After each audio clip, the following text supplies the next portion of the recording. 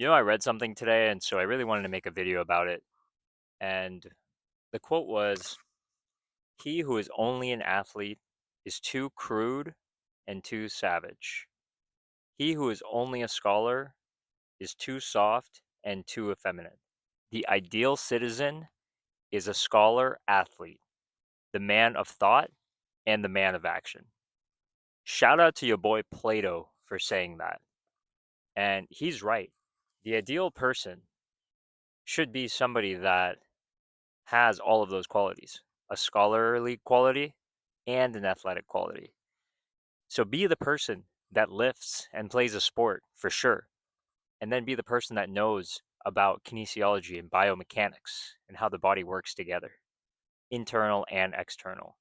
Be the person that reads and writes and that can create stories based on your adventures.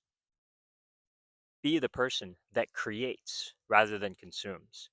ASAP Rocky also has a great quote. And I bet you're wondering, how are you about to compare ASAP Rocky right now with Plato?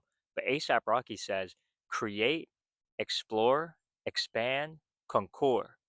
And he's pretty much saying the same thing, create.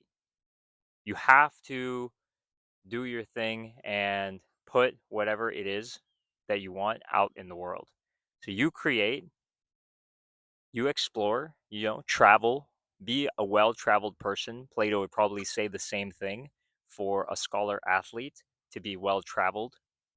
Create, explore, expand. This could be so many things. I mean, you could be talking about expanding your army across a nation. These days, we don't have armies, so it's expanding our mind and our ability to learn across a horizon of different things and concour, aka conquer. But to finish the bar before that, he had to say the word concour in a certain way, kind of like what Eminem does when he rhymes orange with door hinge, etc., etc.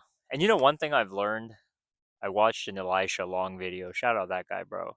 So I am just straightforward, no editing, not editing any of my stuff because he's right. The first take is always going to be the best take. So conquer means to just achieve mastery over your domain through repetition and iteration.